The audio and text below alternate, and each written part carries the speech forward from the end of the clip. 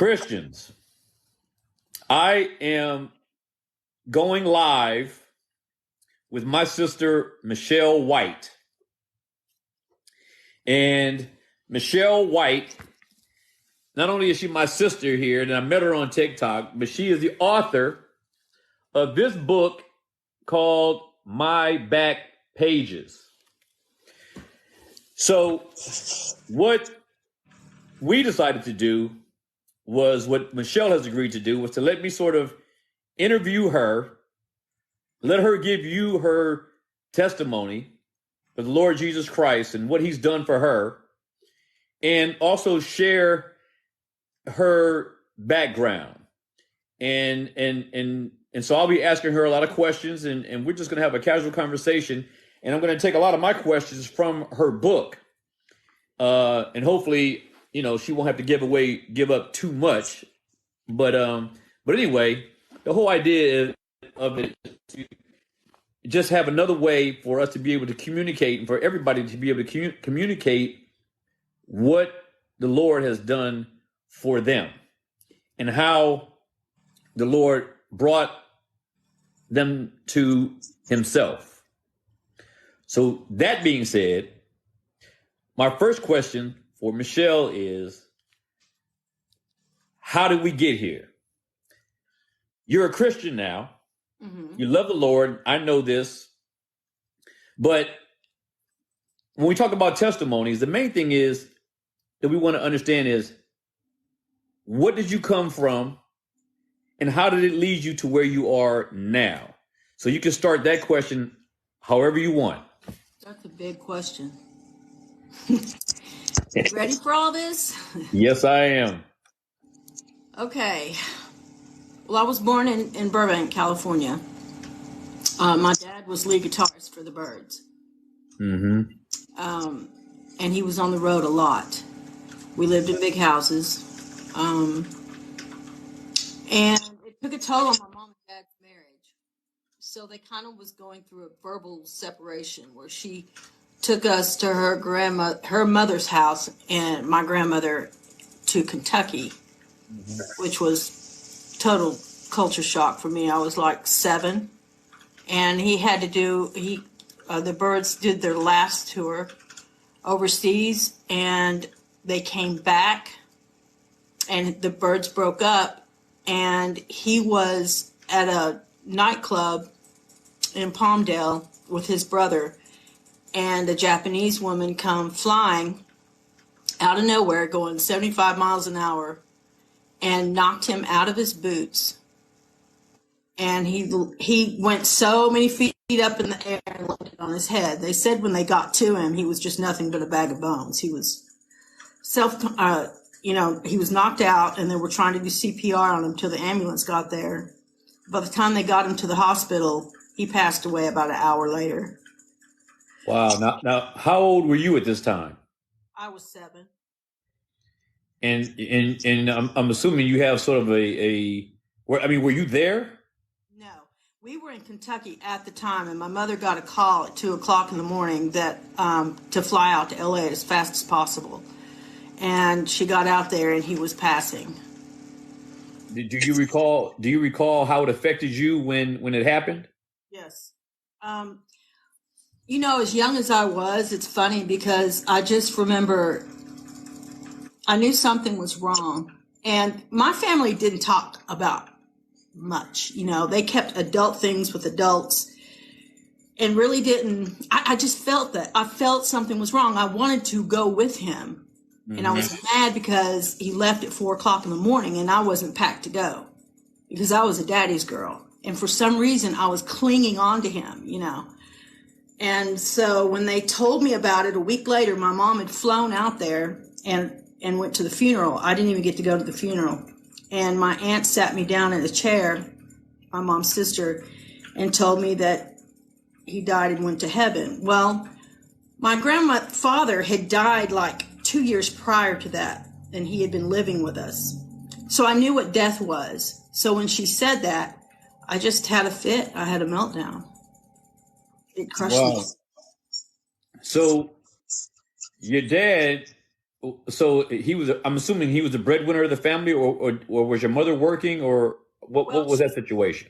until he got with the birds, she would work. She was a secretary. They called them secretaries back then. Mhm. That's how old I am. And he would play at gigs and bars on the weekend and played for various artists in studios until he got with the birds in 66, the year I was born. And then they did the most touring. So he was on the road and making enough money to where she didn't have to work. She stayed home with us. Wow. Yeah. So now, so what happened? So who started taking care of you after that, or did your mom need help, or was she able to sort of toe the line on her own? No, she leaned on her parents and her oldest sister a lot. So she goes into shock. She comes back. God, some of this I'm kind of blanking out on. She went into a really, really bad depression. She Hmm. needed grief counseling. So she turned to alcohol. And we were just left a lot. We were left with my relatives a lot. She would say, ride the bus to your grandmother's house this weekend. I'm going shopping. She would just go out of town and you know, she was kind of, she disappeared a lot. She left us and she didn't handle the death well at all. She got mixed up with people she shouldn't have gotten mixed up with.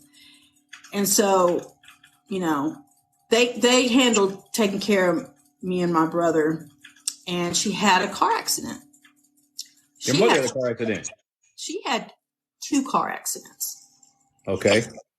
One, he was killed in 73. She has a major car accident in 76 and flipped a car over, was thrown out of the sunroof, and they thought she was dead on the road at 2 o'clock in the morning, and they covered her up with a sheet. They rushed her to Kingsport Hospital and did emergency surgery on her. So my mom's oldest sister, she was in intensive care for 3 or 4 days and was in the hospital for like 90 days, which seemed like years to me.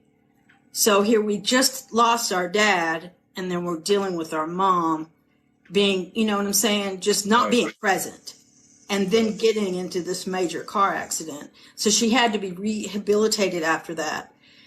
And people just did the best they could with us. Me and my little, Right. you know. So let me ask you this question now, because I mean, obviously you're a Christian now. So your father had passed away. Now, before he passed away, was your family a Christian family? Did you grow up in a Christian home? Not really. I mean, in Eastern Kentucky, it's the Bible Belt. So my grandmother, she was big, big faith. She loved the Lord. Everything was God's will. That's just how she lived her life. She was humble. My grandfather was too. And they took me to church when I was little. I don't remember a lot of it. My aunt used to send me she used to send us to Bible school in the summer and stuff, but it wasn't a family thing. No. Right. Yeah. So now your mother has a bad car accident, and I'm assuming she recovered at some point. Yeah. It took a long time, 6 months to a year, for her to even be able to function, to be, because she lost all her. When she woke up, she was asking for my father. So she Wow. had to relive the death all over again. So now you said that you were a daddy's girl, right? And I know that because I got two daughters. I know what that's like, that relationship between a father and his daughters. But now that your father was gone, and after your mom had her accident, what was the nature of your relationship with her? Hard. She didn't know how to show affection. She sort of distanced herself. She was almost as if they had to rehabilitate her, and she was almost like a teenager in her mind. So me and my brother looked just like our father. Mhm. So she didn't deal with dad's death, right? And then she gets this big, huge memory loss, and she's left with two kids that looks just like the husband that had just got killed. So, I mean, there was a lot of disconnect. Right. There was a lot of disconnect. So what happens next? Your mom gets rehabilitated more or less. And then what, so what happens next with your living conditions? Where do you live? And I guess one question that I haven't asked yet, do you have other siblings that had to go through this as well? Yeah, my little brother. And then they were killed in a car accident when I was 15. Wait, so I read the book, but I think I read the book. So I know what happened, and I'm asking obviously for the benefit of those who are listening. So you lost your father in a car accident. Right. Your mother was in a tragic car accident, but she survived. Right. And then you said your brother, your one and only brother, right? Right. He was in a car accident with who? Me, my mother, and my first cousin was in the back seat. Okay, so there's you guys are in the car. So let everybody know what happens then with this. Okay, so we had came up here to see my uncle. He was in Bluegrass, and their family come up here to Nashville, and we. I didn't want to come. I did not want to come to this trip. I did not. Mm-hmm. I'll never forget it. That summer, it was July, around the 25th of 1981. And I was 15. I remember waking up. Mind you, we weren't in church. I remember sitting on the side of my bed on a Saturday morning before the sun came up. Now, that's unusual for a 15-year-old. Mm-hmm. I get up and I look at my nightstand and there's a Bible. I just had a Bible on my nightstand or dresser or whatever. I just look over at the Bible. Right. And something told me to go sit on the roof of the house. Okay. I was on the top floor, so I was kind of had an attic bedroom. So I crawled out of my window and went and sat and watched the sun come up until it got so hot I couldn't breathe. And I kept staring down at the roof shingles. I can remember it as clear as day. And I was like, God, what are you trying to tell me? What are you trying to tell me? Mm-hmm. And I just sat quiet. Right. By the time I got up, it got so hot I couldn't breathe. I had to get up. I didn't want to leave that spot. I just sat. I just remember sitting there. I don't know how long I was. I was just kind of spaced out sitting there. Right. I crawled back in, went down to the kitchen, and my mom had been on the phone calling around trying to find out where I was. Mm-hmm. I'm like, I just was on the roof thinking. Right. And I had this euphoria. Mm-hmm. I remember looking at my little brother. He was 11, and usually we're at each other's throats, smirking at each other like normal siblings do. And I looked at him, and I was like, do you want a sandwich? I just felt so happy, like I just wanted to do something for him. And he looked at me and he went, what's wrong with you? And I just said, nothing. I just felt like the world was lifted off my shoulders and I didn't have to worry about a thing. And my mother and I weren't getting along at all.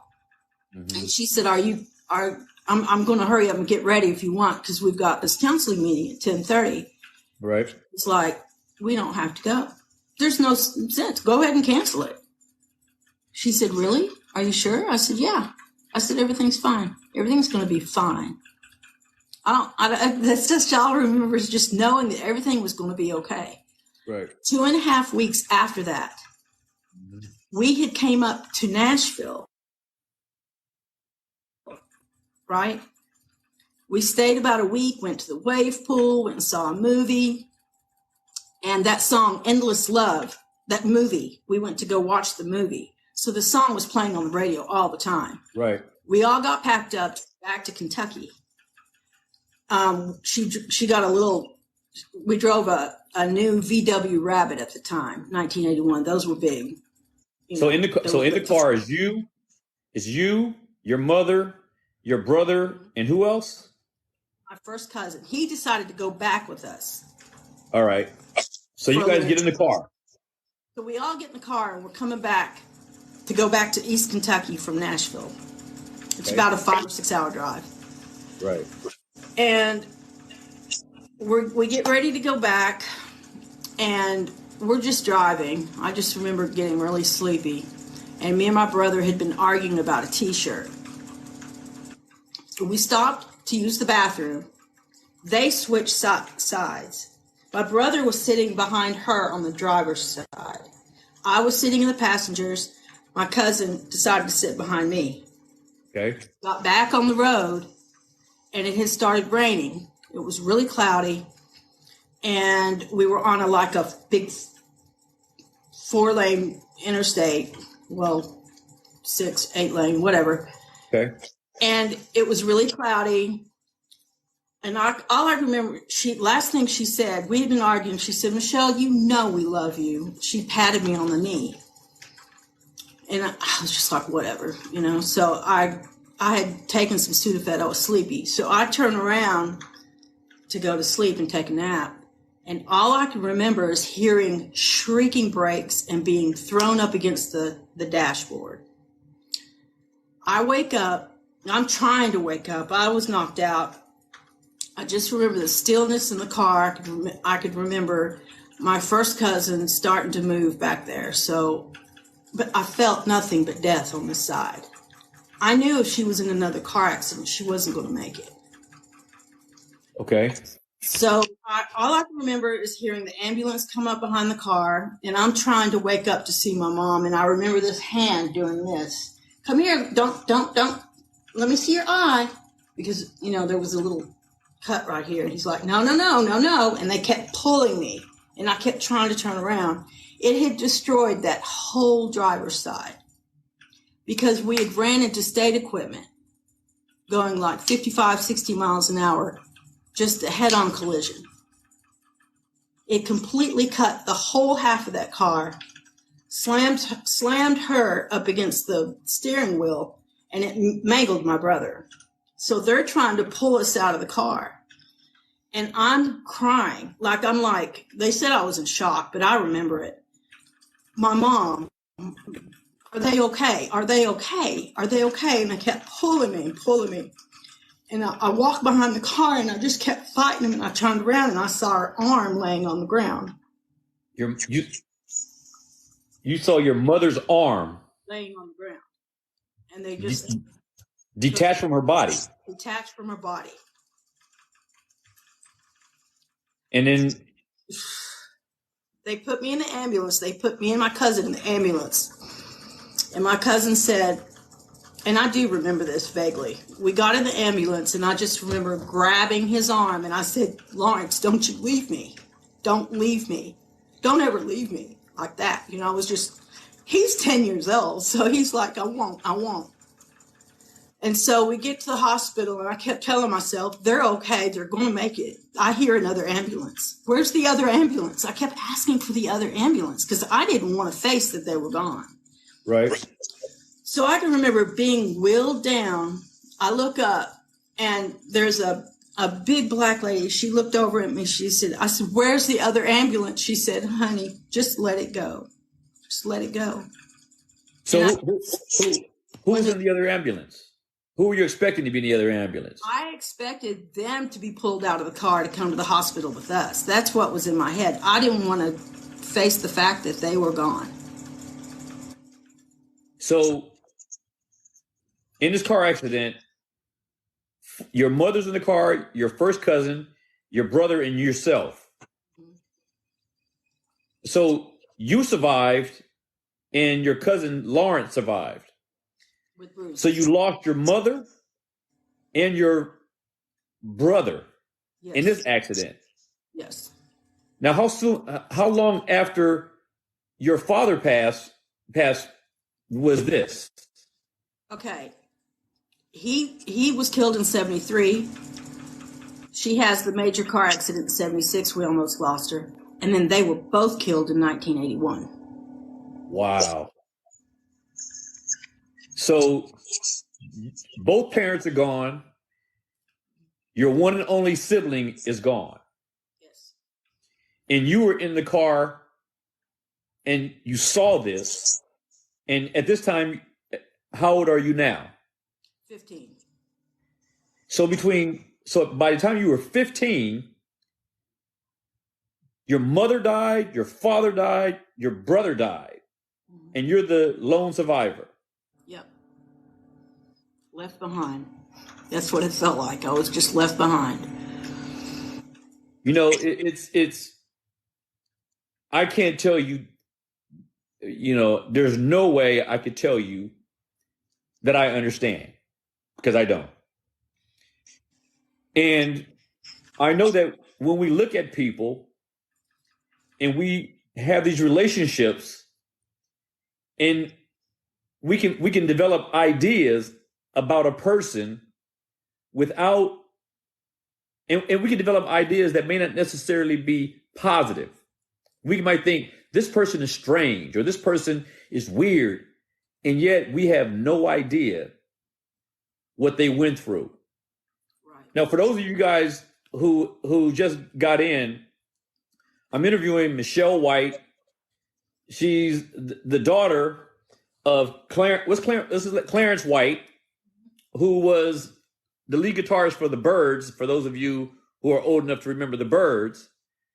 And we're discussing her testimony for Jesus Christ and her book here called My Back Pages by Michelle White. And this is Michelle White.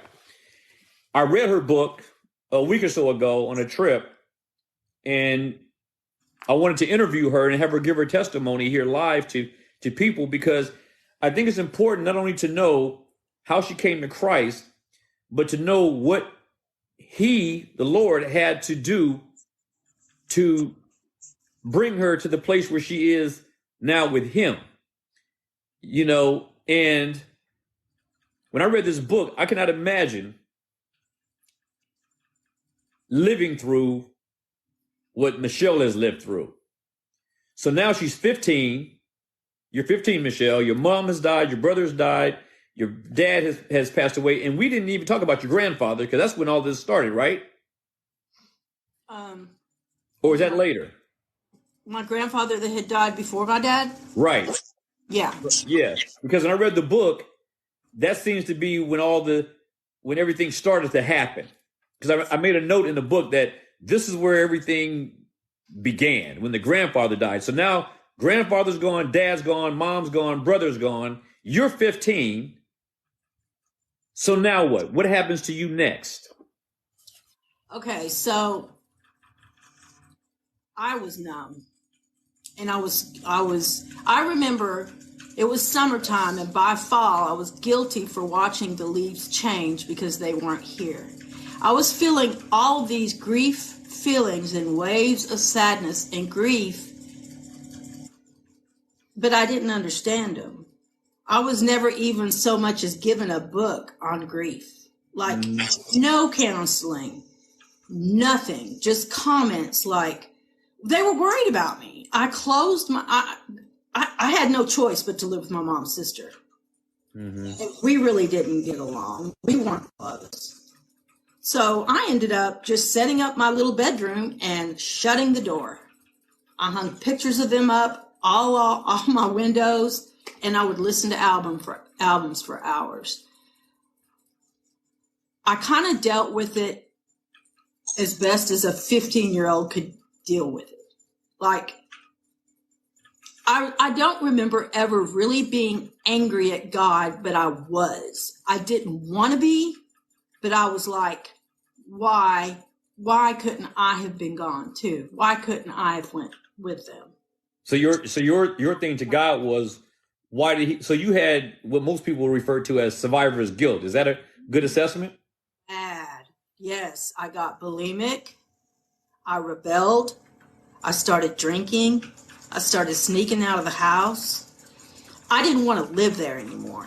I wanted to go back to my roots. I wanted to go back to California, to my grandmother's house, my dad's mother. I clicked with those people because that's what I knew before my dad was killed. So that's what and they wouldn't talk to me about it.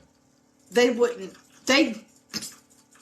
didn't really know what they were doing, to be honest with you.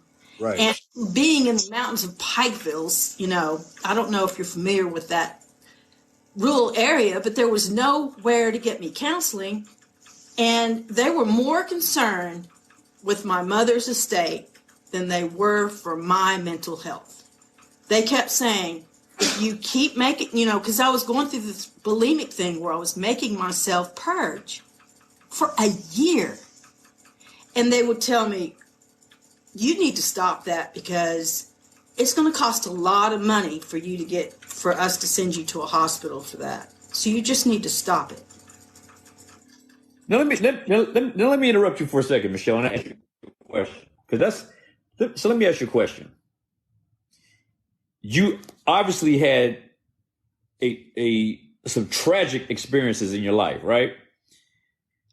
And now you are a Christian. Now, one of the things that I always do when I'm talking to people about the Lord, whether it's on social media or whether it's in life, I always try to make people understand that being Christian is a difficult life. Now, let me ask you a question regarding that. Mm-hmm. What do you consider to have been more difficult? Your life prior to becoming a Christian or your life after becoming Christian? My life, period. Really. But now that I know who I am in Christ, the last 3 years have been a really big, man, let me tell you, when he has scooped me up and given me rest and kind of tucked me under his wing for the past 3 years, and I've had the urge to learn as much of the Bible as I can, then I'm obsessed with it. Right. It's like, it's come alive to me. It's now a history book, and I'm so thankful to be under my pastor learning because he pushes us to learn. He teaches us, he tells us what books to buy and how to study and how to define words. So let me ask you this question. So one of the ladies online, Jessica, you might see her on the screen. I think you can. I'm not sure. But she says that back in the day, people weren't concerned much about mental health, especially dealing with tragic loss. And what I want to ask you, and maybe Jessica, you could probably write in and ask too. Do you feel that has changed? And if so, do you feel that the measures that are being taking place right now to deal with tragic loss, do you think that they help today? Do you think that the methods today would have helped you then? Yes, just to tell me what I was feeling, why I was feeling. And I finally broke down after being on drugs and bad relationships. And I can't tell you the times that I fell into my own sin and ate rocks. Like, I can't, countless times for years. I went to a psychiatrist a few times, and I was in and out of the revolving door at NA and AA. That's a whole Oprah show. I don't even think we have time enough to go into that. It's very important, though. Right. It's very important, my story. And I need to pick my story up, suicide attempt, rehab attempts, blah, blah, blah, blah, blah. But had I had, at the beginning, at least just someone to look at me in the eye that wasn't biased and talk to me. Right. Get me to journal. Teach me how to cope with what I was coping with or why I was coping. I didn't understand why I was having these feelings. So, go ahead. So let me ask you, I'm going to ask you a hard question, and it's up to you to answer, to decide if you want to answer it or not, because it's your story. All right. Like I said, I read your book. Most people here that probably haven't. Now you mentioned suicide. Mm-hmm. When I read that part of the book, I was like, so let me give you an example before. Let me set this up before I ask you the question. I've heard of many people, and all of us have, where people have tried multiple times to, depart of their own accord. Yeah. And it used to like in an immature way strike me funny because I'd be like, well, if you're really trying to do it, then how many times does it really take if you really want to do it, right? This was me speaking like an idiot, Right. which I can do occasionally. But when I read what you did, I was like, this lady wasn't playing around. I was not playing around. So if you are willing, please share what happened, what led up to it, and what you did. Okay. And this is this is a huge part of the staple in my faith. Because when I say I started snorting cocaine when I was 25 with beer on the weekends, just managing my unresolved baggage from the past, let alone dealing with a very abusive, controlling boyfriend. Right. Paying the bills. I was fighting with my ex about custody. I was, just trying to manage from day to day. And he had been doing cocaine and he got me to going on it. And I was just somebody from Kentucky that no street smarts at all. So sure, if it gives me energy, that turned into almost a 15-year-old nightmare addiction. Nightmare. We lived, okay, so I'm jumping around here because this was, when I started doing cocaine, I was like 25, 26 years old. Haley's father. I got so bad on it. And that poor child went through so much with me. But God always provided somebody there the next day or the next circumstance or even in my sin. Now you said that poor child. What poor child are you talking about? Haley. Your daughter. Yeah, my daughter. Okay. She's the middle one. Okay. So when I don't want to start rambling here because there's so much to talk about. It's just I want you to get to the part where when you got to that part, what led up to it and what you did, because in the book it is shocking. Right. Well, I had been like on a 4 or 5 year, and when I say binge, I would leave my babies with my ex-husband while he was sleeping. I would get overwrought with triggering to where I was puking. I had to go get that hit. That's how bad that stuff had me. Mm-hmm. So I went to crack, and that's how bad that stuff is. I mean, that's how it's so addictive. And I had been snorting for so many years, so that had built my tolerance up, and my addiction just grew into some monster that was out of control. So you're drinking cocaine, crack, all this stuff. Oh my gosh. And it was killing my heart because I was doing this out of my character, right? I had beautiful kids. I just had a first set from a first marriage. And because of Haley's father being so abusive, he got married as soon as we split up. So they end up going when they were little to Kentucky to live with him. And then I was dealing with her father, which was crazy, right? So that started the cocaine stuff. And then I had to uproot from my house and leave she was only 8 weeks old, just to get away from her dad. And I ended up meeting my ex-husband, my second, in which we're best friends now. But at the time, when we met, we met in a social where everybody was doing cocaine. Okay. Right? So he made good money. His drug of choice was alcohol. Mine was cocaine. But anyway, I ended up just going and living with him. Right? Mm-hmm.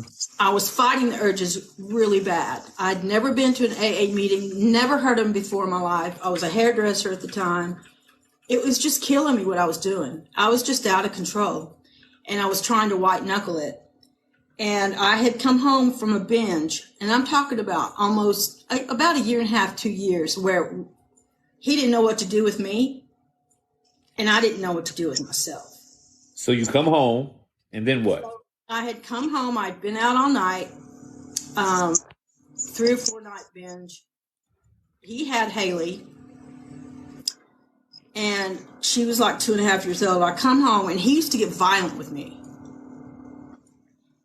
And I was scared to death. That's what made me not want to come home. But I didn't know what to do with my habit. I just did not. I was out of control. So you come home. Does he get violent? And I told him, I said, you know, and anybody that's ever used cocaine, you go into a really bad depressive psychosis when you come down. And I went into his bedroom and I was crying. I was like, Mark, I don't know what to do. I said, I've heard of something about AA. Somebody was telling me in the shop the other day. I said, I don't know what, you're just blah, blah. He went off on me. I was like, look, Mark, please go to meetings with me. He said, no, out, out, out. And I said, no, don't do this. Like, I'm just screaming. I'm trying to contain myself. Haley's she's only 3. She's in the living room looking around the bedroom. I was like, go in there, Haley. Do not kick me out of here. I am not leaving my daughter here. That was it. That tipped the toe for me. He said, out. So I start crying. I start walking around. I was like, I'm going to end it here. I'm killing myself. He said, don't make a mess. That's all he had to say. So you tell him you're going to kill yourself, Yeah. and he tells you don't make a mess. Yeah. So I walk over to his dresser, and he's an ex-Marine. He had a hunting knife about this long, stabbed down into a big bowl of pennies. I walked up to the dresser. He walks up behind me and does this. Pushes me, because he used to beat on me. I took the knife and I went. All I remember is just getting really dizzy. I remember seeing the blood just splurting around the room. You jabbed it into your arm. I almost passed out. You jabbed it into your wrist. I almost cut my hand off. Like I've got a scar all the way over here. He said, oh my God, what have you done? He ripped his shirt off. I'm laying there. I was thinking, what do you think I did? I'm done. I've lost too much in my life, and I'm hopeless. It's over for me. But it was his mouth, his bullying. I couldn't take it, and I was done. And I had the thought of God in my mind as I was doing this. But I said, oh, God, I'm tired. I can't do this no more. I can't. So that's you know. So I lay down, and I just remember feeling this rush. I guess I was just losing so much blood. And he took his shirt, he wraps it around my arm. And Haley, go in there. And he's able to call the police. They came and got me. Took me to Nashville. I'll never forget the pain. They said, had I came 1 hair width, I wouldn't have made it to the hospital. So looking back, I knew that God wasn't done with me yet. I might have been done, but no, he wasn't done with me, right? Looking back and putting everything together now in my mid-50s, I'm able to count it. I don't want to say count it all joy, but it's worth more than gold to me. I think that you can count it all joy. And let me say this, because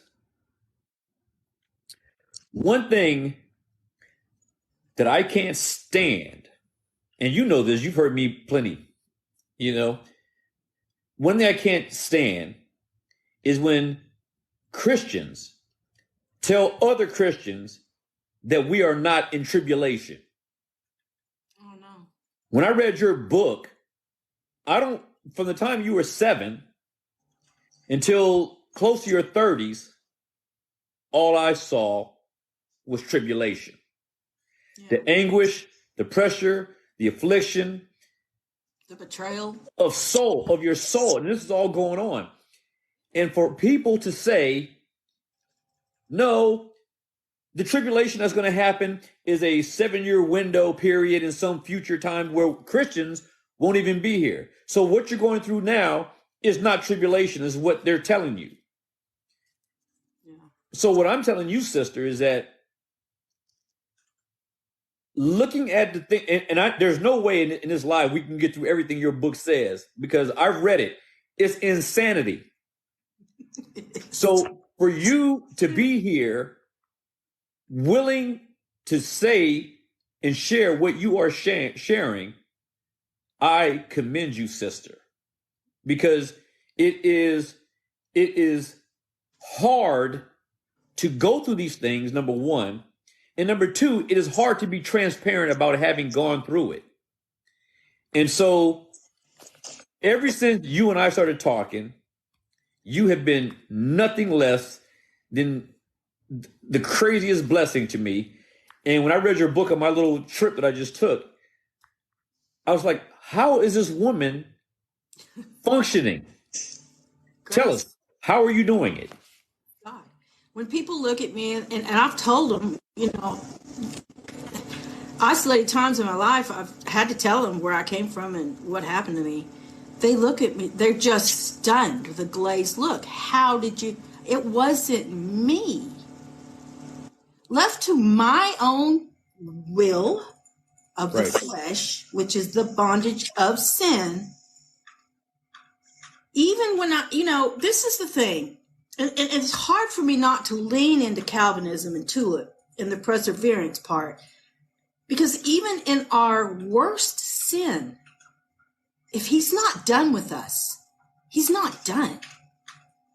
You can't tell me that when it's time for your day to come that you are to stop breathing, that was not appointed by God. It's just not.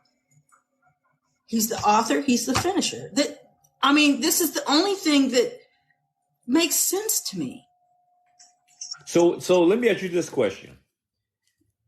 There are many people, you know, because even when we get done here, this exchange is going to get put out there, not just here, but in other places, as we talked about. People hear your story. What would you tell somebody having gone through what you've gone through? What would you tell them, not knowing anything about their religious history or anything like that? What do you tell them to do to get through this? What do you tell them? Well, the first things that come to my mind is, you know, the Bible even says this, and the program tells you in AANA, it's 1 hour at a time, it's 1 day at a time. Reach out. If you do have faith, hang on. Hold on. Hold on. Just hang on 1 day at a time. Because I had one brother tell me, and he read my book, when you fell, God caused you to fall. He causes, just like Job, it's the story of Job. Right. And we don't lose our faith. That is tribulation. Mm-hmm. And so when people hold on, what are you telling them to hold on to?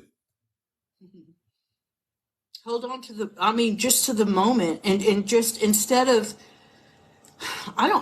there's so many factors that play into this though. Why are they depressed? Environmental, relationship? Are they around toxic people? Are they doing any self-care? Do they know who they are? just simple, basic questions. So let me ask you a question. Can you point to when you came to Christ? Can you point to that day or that moment or that hour, or can you point to that? And what did that look like? Well, when I was 15, I went out, after the accident. I was pretty fresh after the accident. I went out to my aunt's house, my dad's youngest sister, and they were in church out there in California. And I wanted to get baptized so bad because they just seemed so happy and peaceful. And I wanted that, So I got baptized, but it just kind of left me confused because, here's your brand new Bible and you got baptized. Here, it's like, here's your key ring and your pen. Yay. Then what? Right. It was meant to be. It was my wanting to know God, my knowing that He was there. I felt His sense. I sensed Him. But there wasn't like I'll put it to you this way. You have a lot of people today that'll say they came to Christ when they went to a church and there was some emotional moment and there were these altar calls and you go up to the front and you say a prayer with the pastor and then you go off to a back room somewhere and they give you tracts and, depending on where you go, they may try to get you to speak in tongues or something crazy like that. But so what I'm asking you is, was your conversion, was it in a moment or did you see it as something that was progressive over a period of time? How do you describe it? Yeah, I find it as, I find the call on the roof when I was 15. I felt that sense and that power from Him. And then after the accident, still seeking, right? Right. And then during addiction, I just felt like I was too far gone for God. But I still felt as I knew He didn't leave me, but I was just disgusted with myself because I just couldn't hold it together. I didn't know how to have a life like I really did. That's how I felt. So it progressed on, and it just feels like it's sort of cycles that built over the years. I went to AA and NA, and it wasn't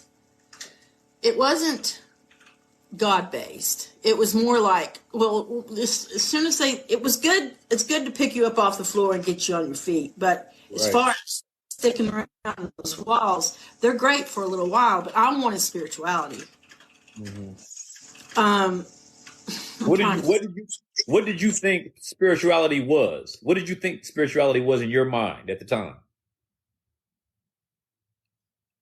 Just a relationship with God. I just didn't know how. I didn't have any mentors at all. So, where this faith came, I don't know what to tell you. Like my mother, she believed in God, but she never read the Bible, It just wasn't read. It wasn't adhered to. Nobody was going to church. We were just sent to Sunday school to get out of their hair. So, I didn't have any mentors. So where was this presence coming from over all these years? And then I finally, we can't leave this out. We can't leave this part out. Tell it, Michelle. So I'm a mess after the suicide. I'm running around with a bandaged arm on the streets, still using drugs. The arm heals a little while, a couple years later, I'm just in and out of rehabs. One morning, I had been out all week. Everybody had left 3:00 in the morning. The sun started to come up. And the dope dealer that I was usually hanging around, I felt safe with, was laying on the bed, counting his money. He had just stacks of cash in front of him. Really overweight dude. He's very tender-hearted, but he's very quiet. He just dealt to make money. He didn't put up with no chaos in his room. And, he's just dealt to, just left you alone. You were safe to smoke there and you could leave. Well, the sun's coming up. And he's your drug dealer. Okay. He's my drug dealer.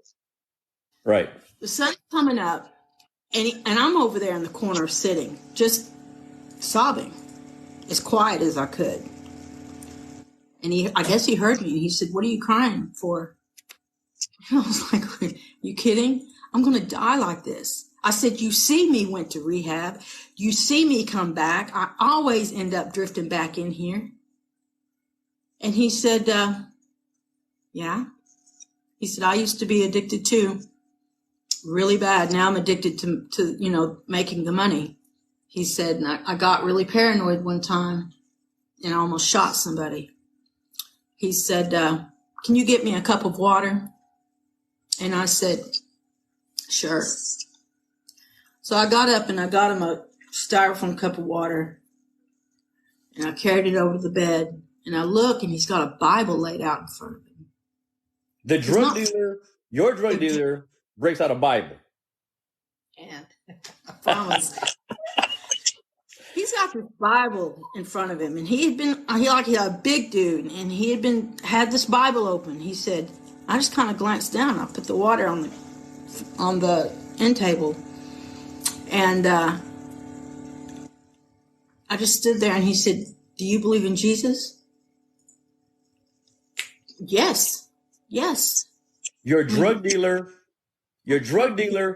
asked you if you believe in Jesus. It's so awkward. And tell everybody what happened next. So I said, yes, of course. And he started reading John 9:1-13. And I just remember standing there listening. And I said, "Could you read that again?" He read through it again.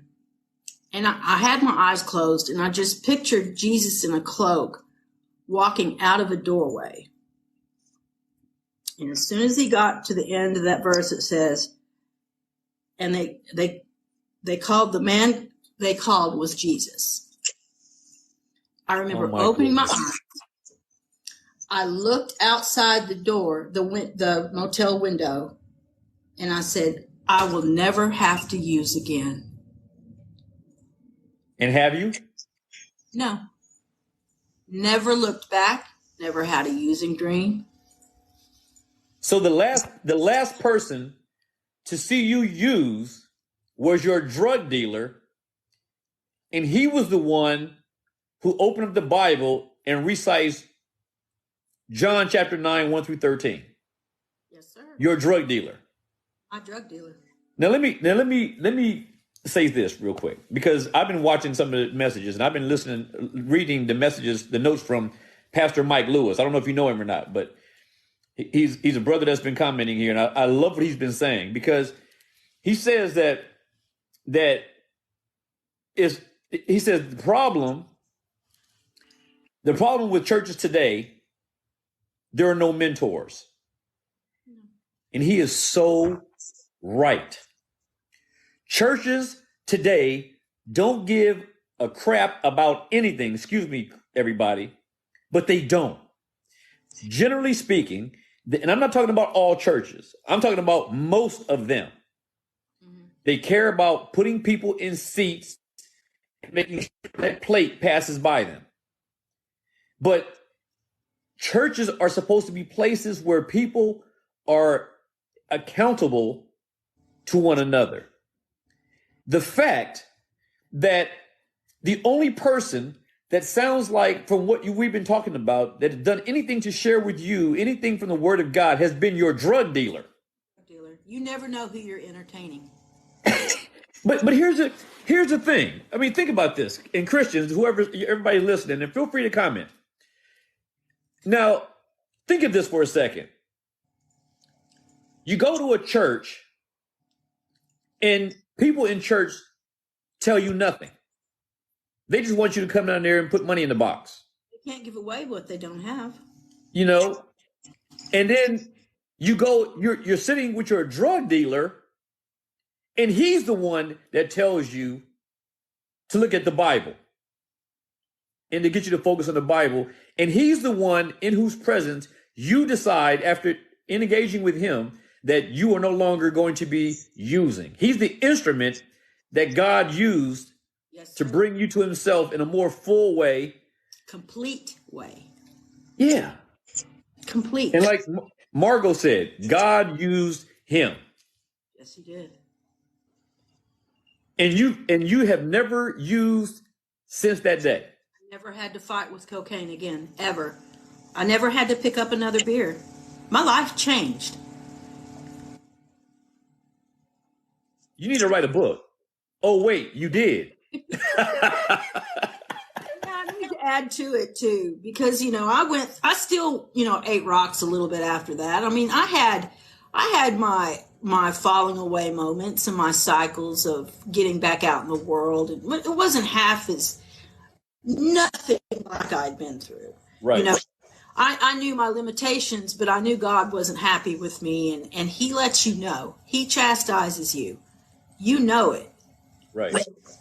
We just do. We know it. So, but sorry to cut you off there, but I did a message the other day, which I think you heard, and it's one of these. It was this message that I talked about those who are always talking about a Christian can lose their salvation, which is absurd and silly, and nothing can be more contrary to the word of God than that, especially. And one of the verses that I always use is when Christ proves it by telling you that when one of his sheep goes astray, he will leave the 99 to go get the stray. That's how important each one of his people is to him. And your story is one of the most tremendous stories that I've heard personally after having read your what you've gone through, that proves that very point. Sorry. Now, somebody else would tell you that when you were on drugs and everything, whatever, that she's probably someone who lost her salvation. Oh, absolutely. What do you say to people that say that? It's a lie. Because I'm alive. I am alive. I've been shot at. I had a lady try to fight a guy to get into the house to kill me with a baseball bat. I ran with the worst. And he always put somebody good-hearted to take up for me off those streets. I ran. I'm telling you, if anybody should have lost their salvation, it should have been me. Amen to that, sister. Amen to that. I'm telling you, it takes trials, it takes tribulation, and it takes some years to have your faith to be able, in hindsight, is where the good stuff is, where all the revelation is. Mm-hmm. After the storm, you're able to turn around and piece things together. Right. And it's just, there's nothing like it. I remember reading a sermon by Charles Spurgeon, to me the greatest preacher ever to walk the face of the earth after Christ and the Apostle Paul, Charles Spurgeon. And he said, and he was doing a sermon, and he was preaching on God's election and God's and reprobation, God's reprobation. And one of the women in the congregation, and they called the preachers at that time, they called them governors. She goes, "Governor, I don't understand how a good God could send anyone to hell." And he looked at her and says, "Lady, I don't understand how a good God can let anyone into heaven." What do you think about that? What do you say to people about that? I agree. If he was fair, he would send us all to hell. If he went strictly off of fairness in terms of justice, we would all perish in our sins, right? Yes, absolutely. Now, you said that you wanted to bring up something out of First Peter. Before you do that, I want to ask you if that's not the passage. What is your favorite verse in the Bible for lighting it up a little bit, lightening it up a little bit? What's your favorite verse in the Bible? Romans 8:29. Go ahead and read it for us. Because it of course, I learned under a pastor who really pastors. He knows how to pastor. But in teaching in the depths of predestination, it helps the believer put the whole story together we are his workmanship. It helps put the whole tapestry together. So, for whom he did, I know it by heart, for whom he did foreknow. Let's go. Hold on. Of course, my mind goes blank on the camera, right?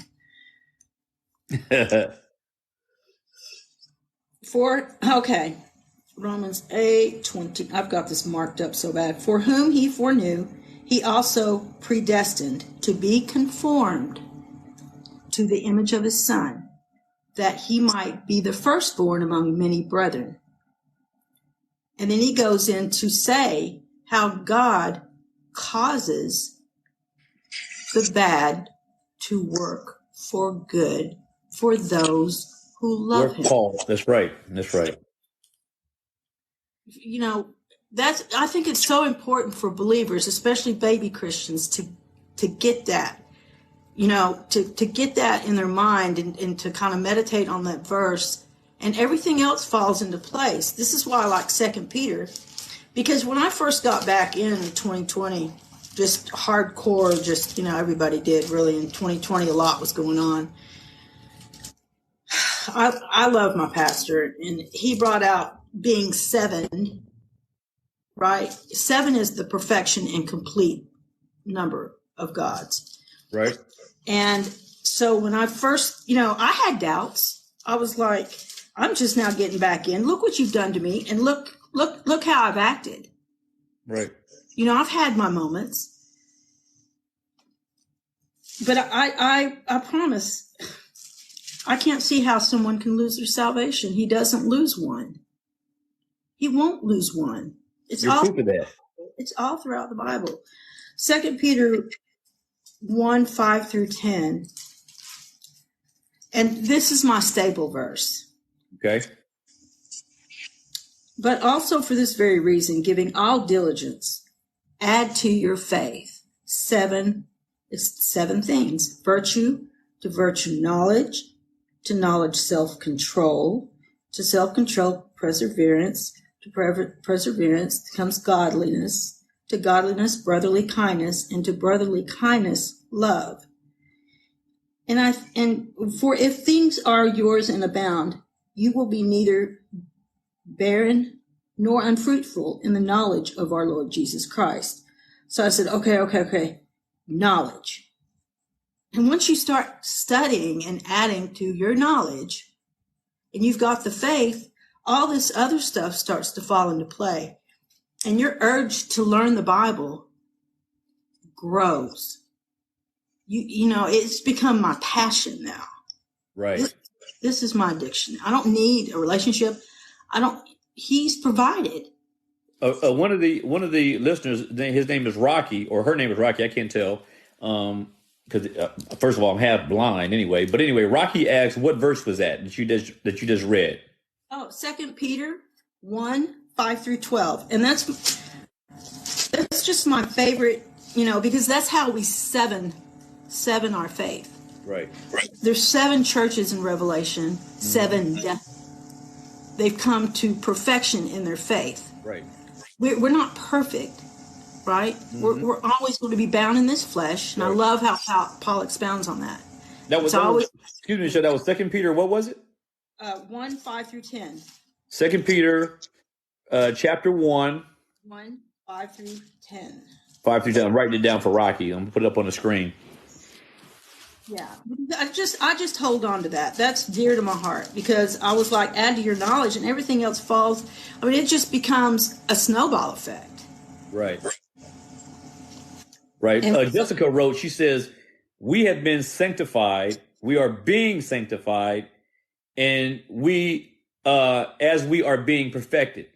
And this is important because what she says, because sanctification is something that has taken place when we become converted, and it is something that is ongoing, and it is something that will lead to us being absolutely perfected. As she said, it is true. And sanctification has two aspects to it. One aspect is, one side of the coin is separation from the world. And the other part is increasing in holiness, which is, so what Jessica's saying is right, because if you don't believe that, then it's easy for you to come to a conclusion that a person can lose their salvation. Left to our own devices, all of us would lose our salvation. exactly. Right. So for a person who believes that they can lose their salvation based on their own efforts, if they believe that they are Christian and that they are walking in the righteousness of Christ, they can only give themselves credit for that. But the Bible tells us, Paul tells us clearly in Philippians, it is God who works in you to do two things, to will and to do of his good pleasure. Yay. Right? Yes. And that's what everybody's got. God has order. Look out the window. You'll see butterflies, trees. Right. You'll see, there's order and there's seasons, right? Right. Read, if you will, Michelle, turn to Ephesians chapter 2, and I want you to read verses 8 through 10. Ephesians chapter 2.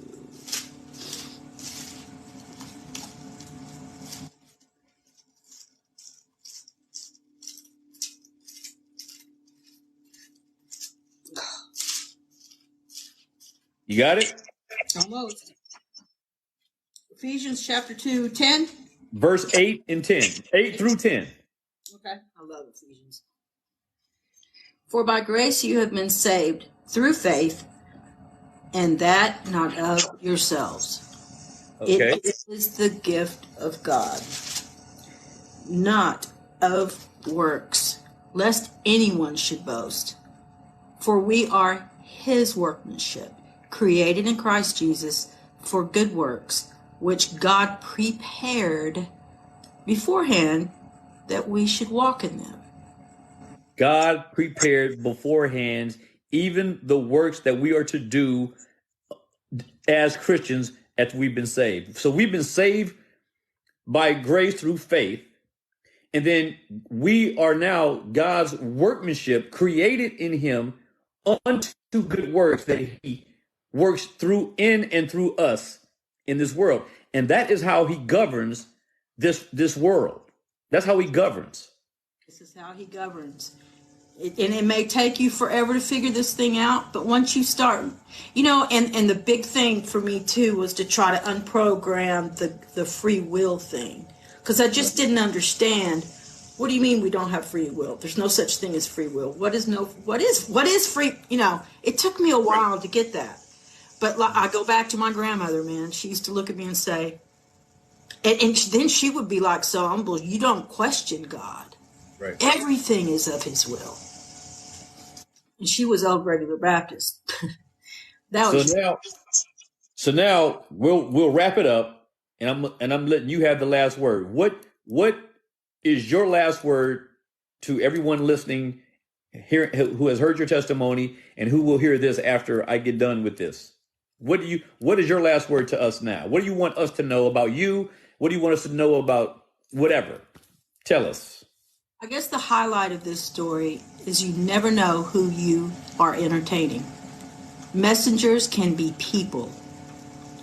And that guy, he knew what he was doing when he said, "Give me the glass of water, please," and read that verse to me. You can't tell me he didn't know what he was doing. What do you think? What do you think the water was for? Why did he ask? I don't know. I mean, they talk about the water and Holy Spirit aspect. You know, he could have been, who knows? The guy was so quiet, but he had to know what he was doing. I just, you know. Margot Bird, she says that it was God that was there. You know, there's a passage in 2 Corinthians that talks about many of us have entertained angels unaware without even realizing that we've done it. Yeah, Joshua just mentioned it. So, and you know, it's almost like, you know, they can take over somebody for a minute and speak to you using that person as the agency, the agent through which God communicates his blessings to you.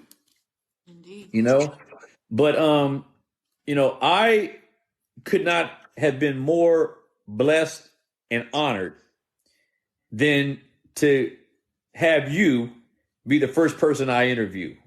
So I want to thank you, my sister.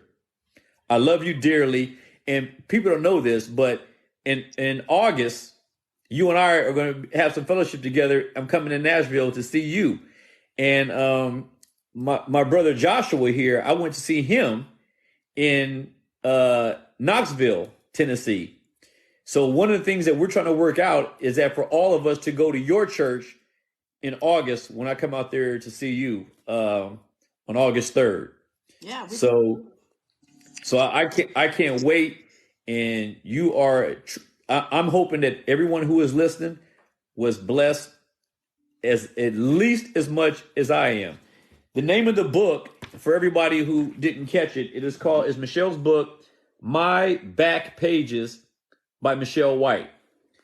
So My Back Pages by Michelle White. It's a short book, it's a quick read, but it's heavy. So Michelle, thank you.